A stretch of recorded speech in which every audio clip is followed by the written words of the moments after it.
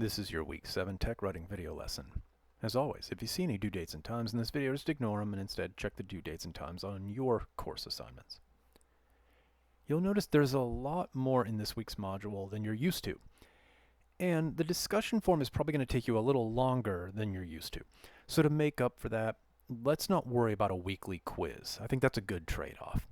Now, accordingly, because there are more materials and the discussion's a little more involved, this weekly video will be a little longer than usual too. Sorry about that. Let's get right into the to-do list. You're watching the weekly video now, and I hope you'll stick it out all the way to the end because I'm going to go over a lot that's going to help you with the discussion forum. On the next page, you'll find a declarative sentence video.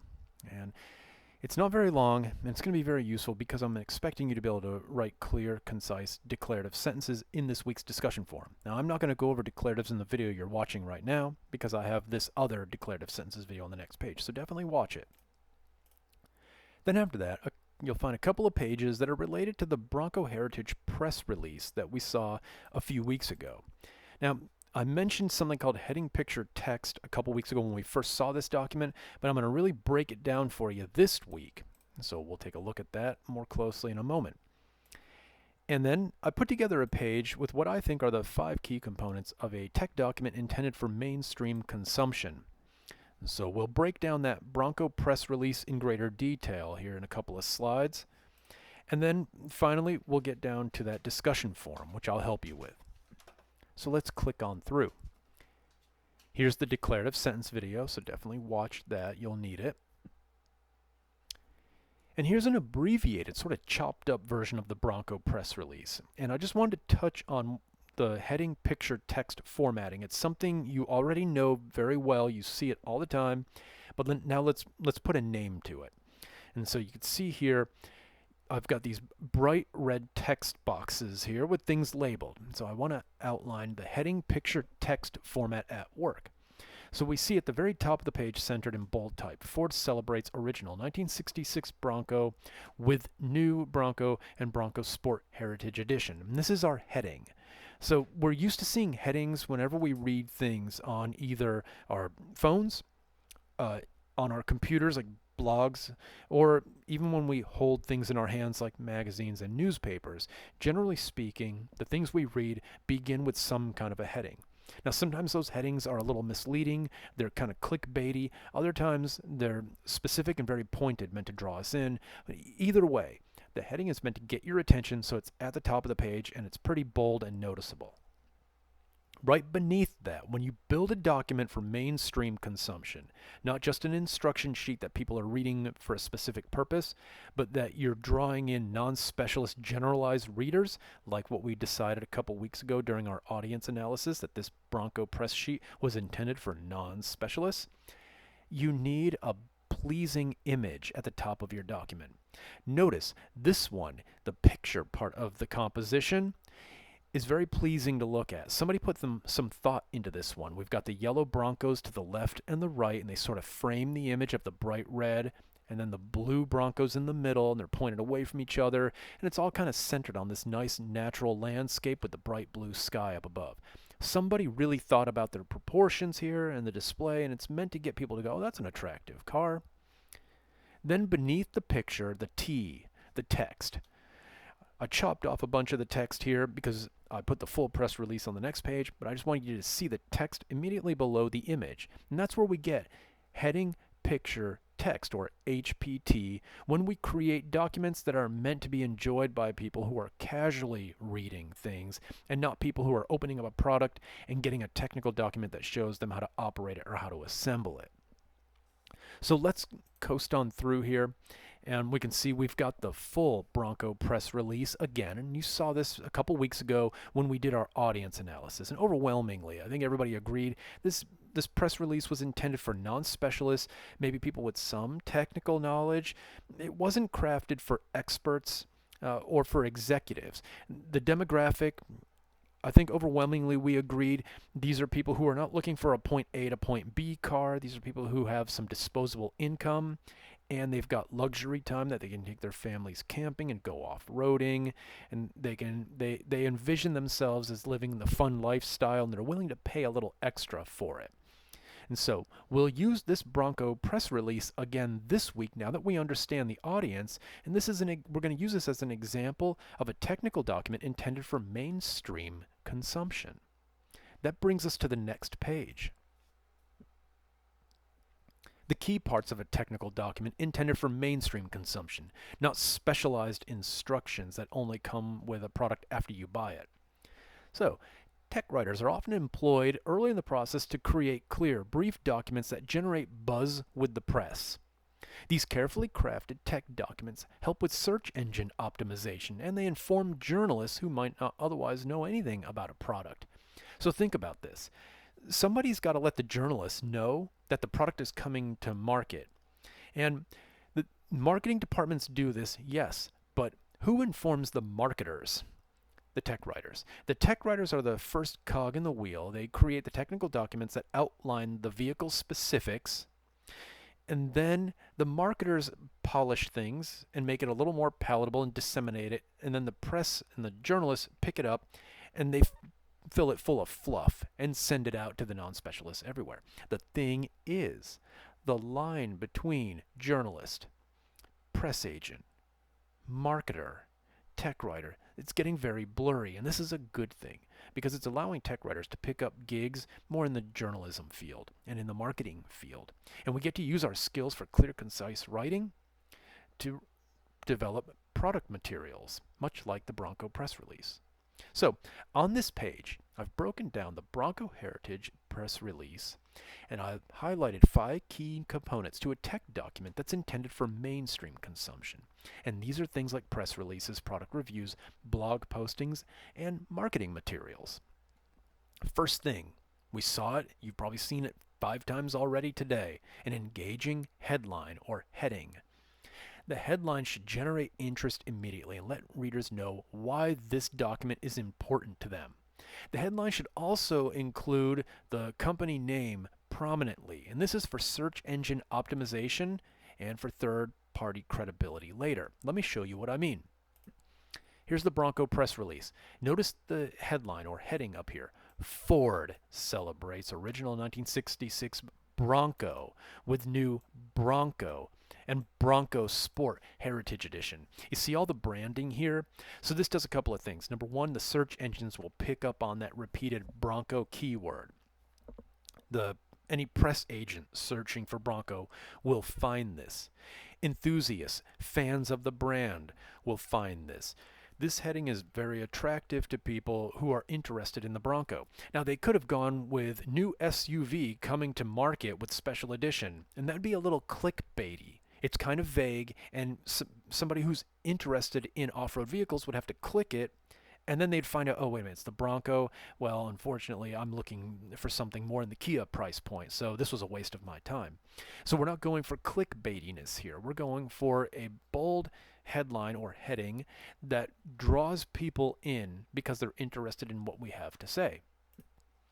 Beneath our headline or heading, we get a photo, and I touched on this already. It's got to be attractive. You got to put some thought into your composition. Even if you use stock photography, that's fine. You want something that draws readers in because it's attractive to look at. You want to place it beneath your headline, and be careful here. Less is more. Use images sparingly. If you go with multiple images, use them sparingly. Specialized instructions, you're going to have images for every step to show people how to assemble or use things. But a mainstream document needs to load quickly on a device, and it needs to be visually pleasing. Nobody wants to have a scattered document. The photos need to go beyond utility. They need to enhance the document experience somehow. And so that's why the color and the composition, the thoughtfulness are all important. As a tech writer, you might consider outsourcing this part of the job. The bullets. Not everybody has time to read what you write, and so bulleted lists are an effective way to condense key points at the top of your document right beneath the image.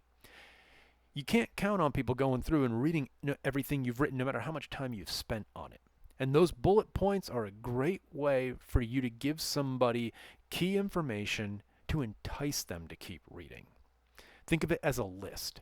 The Bronco gives us 3 points on the press release. I think they're a little lengthy. But at the same time, it does offer some key information for this special edition vehicle that I think if somebody who's already inclined to want to buy a Bronco were to read these key points, they'd probably keep reading the press release all the way through to the end. The next part, leads. This is probably the one part of the equation you haven't thought much about or haven't recognized when you're reading things on your phone or in magazines. So leads are strong phrases. Notice I didn't say sentences. They're strong phrases at the start of your document. If they're not at the start of your document, you might place them strategically throughout the document as subheadings, and we'll see how the Bronco press release does that. Journalists, writers, non-specialist readers, all alike, they're looking for the purpose of your document. And leads don't have to be full sentences. Phrases will work to give people purpose and guide them through the rest of your content if they're not going to read every line of your text. Really what you're doing with your leads is you're trying to cover at least some of the 5 W's of journalism. And those would be the who, what, when, where, and why. Let's take a look at how the Bronco press release does this with leads. Notice right at the top beneath the bullets, we get a where, Dearborn, Michigan, combined with a when, August 11th, 2022. That's a powerful lead right at the top. Then we quickly transition into a who, maybe. I think the Bronco is iconic enough to call it a who, but it's definitely a what. Bronco styling meets modern capability. Go down a little more, another strategic lead. Bronco Sport wears the brand legacy proudly. Again, we could call this a who because Bronco is so well known, or a what. Then we get down to our text. This is where the writing comes in. News releases, again, technical documents intended for mainstream consumption, should be scannable and get to the point. The bullets help with that, the leads help with that, and the text needs to continue with that theme. Ideally, you want to keep it short. You'll like this. Under 500 words. Use the text to give the readers info they need, and I am going to place some emphasis on that word need. When you deal with experts and executives, the people hiring you, they are going to want to jam-pack these things with every detail they think is important. Try to avoid that. Push back if you can. Do it tactfully. You want to keep it short and clear. Instead, look for opportunities to provide links to product pages, company pages, data sheets, and more specialized content. Let me show you this in action in the Bronco press release. We come down here. There's a lot of technical information in this document, but it's all kind of spitballed. Price. This is information that people need. Anybody who's thinking about buying one of these Broncos is going to want to know the price. They're going to need to know the price. And so we get the broad strokes of each MSRP depending on which model you go with. Now the thing is, you could break these prices down and get a lot more specific based on option packages. There are dealer-installed accessories, and so you could really get down into the nitty-gritty nuts and bolts of the pricing structure. But the press sheet resists that, and instead, anybody who's actually thinking about buying this Bronco will get sucked in by the price point and think, oh, I can afford around $60,000. Click on the forward link to see where that $66,000 comes from, and then custom build one and order it maybe. So the link is valuable here in shortening up the text, while at the same time providing vital information that readers need. Now we can click on through, and we get to our discussion forum. Let me talk you through this one. I'm calling it a discussion, but technically it's an assignment, and we've done this in the past a couple times. You'll find it if you look in the gradebook under discussions. Don't let the terminology throw you off. So the only reason this really matters this week, I've made it technically an assignment because the assignment is 100% private in Brightspace. A discussion forum is public. Everybody can see what you post. So we're not doing a discussion, so to speak. We're using an assignment feature in Brightspace. So only I will see your submission. And this means you don't have to worry about anybody judging you. And that might matter. So, feel free to show what you want in this assignment because only I'm going to see it. And I'm not here to judge you. I'm here to help you become a better, clearer writer. So as a tech writer, you might be lucky enough to score a job writing copy. That's just insider language for a product description, something like what we see with the press release for the Bronco. So we're going to practice writing copy and maybe have some fun as we create a clear, organized, technical document intended for mainstream consumption. Look over all the materials in this week's module very closely before attempting this activity. This could be a fun one, but it could also be frustrating. You're going to use Microsoft Word. The college provides this document for free. Just go to the college homepage and click on My CGCC. You'll find Office 365. From there, you can get to Microsoft Word. You're going to create a technical document for mainstream consumption for your car. Now, if you don't have a car, that's not a problem. You could do your bike, your phone, or any other useful object in your life. I mean, if your hair dryer is important to you, you can do your hair dryer. The object isn't what's important here. Really, it's about using heading picture text, HPT, and showing that you can write clear, concise, effective declarative sentences. So you're going to introduce this useful object to the world. Now, follow through all the way to the end of these instructions, because this could be a fun assignment if you want it to be. Here are the expectations. You're using heading picture text, so you must have a heading or headline, same thing. Your document must have a picture. Again, you're using heading picture text. So you could take it yourself. That's not a problem. Do your best with it. Or if you really want, you can just grab a picture off the web that fits the bill. Not a problem. Your document must have at least 3 bullet points. You'll use declarative sentences for these bullet points. Your document must have at least 1 lead in bold. Your document must include at least 5 clear, informative, declarative sentences about your car or whatever useful object you're going to introduce to us. Now, these sentences could include pricing, conditions, features, or anything else you see as relevant to the audience you're trying to reach. And then your document must include a link to the manufacturer's website. Place it somewhere in your text.